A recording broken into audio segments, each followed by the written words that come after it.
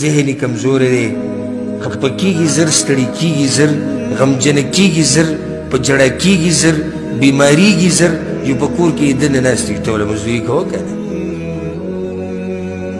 شریعت خو د زنانو دومره خیال ساتلی دی، وایي د زنانه څه سامان نه دی چې په بازار کې خرڅېږي چې څوک دې راځي هغه دې ورسره زنا کوي، څوک دې راځي هغه دې ورله تصویران وباسي، څوک دې راځي هغه دې ښکلوي، څوک دې راځي هغه دې ورسره یارانې کوي. نه نه، شریعت وایي د زنانه خو ډېر قدرمن انسان دی، دا به په کور کې دننه وي، دا به پردی وي، دې ته پردی سړی نشي کتی، پردی سړی په دې لاس نشي ایښودی، دې سره څوک زنا نشي کولی، دې سره څوک یارانې نشي کولی، دا څوک نشي شپکولی، دا څوک نشي بې عزته کولی.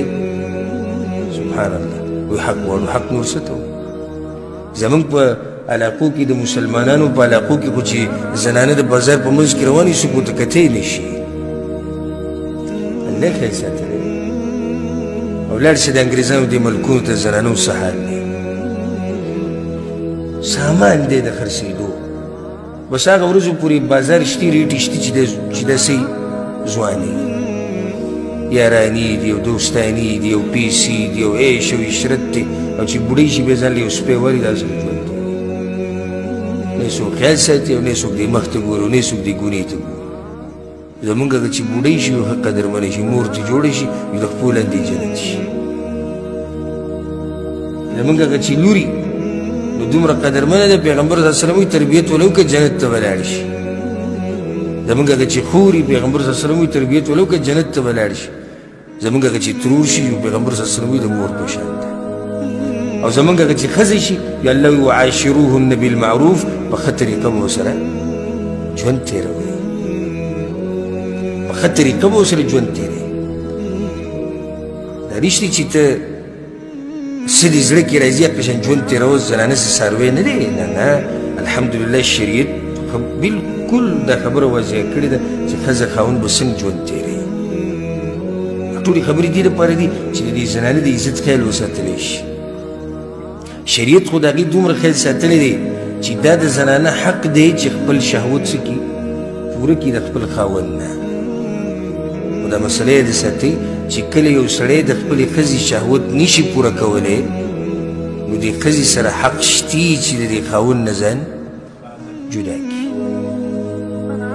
نور حق څه ته وایي؟ یو سړی دی د ښځې حق نشي پوره کولی، جنسي رغبت د هغې نشي پوره کولی، او دا ښځه وایي چې د سره نه اوسېږم، او محکمې ته مسله لاړی شي او قاضي ته لاړی شي، سره د حق شته چې واپس شي. د خیال ساتلی شریعت. ګوره شریعت د زنانه دومره خیال ساتلی دی چې د هغې د بدن مطابق مسلې بیانې کړي. بدن یې کمزوری دی نو جهاد پرې نشته. ګوره و اسلام زنانو له څه ورکړي دي، راشه واوره زنانو له یې څه ورکړي. بدن یې کمزوری دی نو جهاد پرې نشته. بدن یې کمزوری دی نو داسې مزدوریانې پرې نشته لکه دا سړی چې کوي. بدن یې کمزوری دی، ذهن یې کمزوری دی، خفه کیږي زر، ستړي کیږي زر، غمجنه کیږي زر، په جړه کیږي زر، بیماریږي زر، یو په کور کې دننه ناست وي ټوله مزدوري کوه که نه. وایي مونږ چې د زنانو حقوق غواړو، دې ته نور څه وایي؟ حق څه ته وایي؟ خو دا حق دی. بلکې بعض راپاسې وایي نه زنانو سره ظلم شوی دی. ظلم څه ظلم دی؟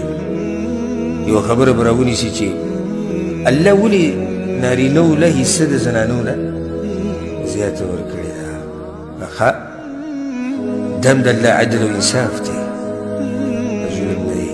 الله چا سره چېرته ظلم نه کوي. دا هم د الله عدل او انصاف دی، ځکه چې دا نارینه خرچې ډېرې کوي، د ده په ژوند کې مسلې ډېرې دي، نو دی حقدار دی چې برخه ورته ډېره میلاو شي. ښځه خو هسې هم د خاوند په ژوند کې کور تېرېږي، د خاوند په کور کې ژوند تېرېږي، دومره ګټه مسله ورته نشته. وایي شریعت وایي چې په اسلام کې دی چې ښځه وها، داسې نه وي چې ښځه وها چې بس زناورو په شانې وها. نه، خو هغه سړی په مسله نه دی پوه شوی، ته اسلام بدنامې. شریعت دا ویلي د ادب دپاره ویې وها، خو د هغه وهلو دپاره هم حدود دي. حدود دي، حدود. لکه علما سوي په مسواک کې ووایه دا په کپړې دې چې ووایه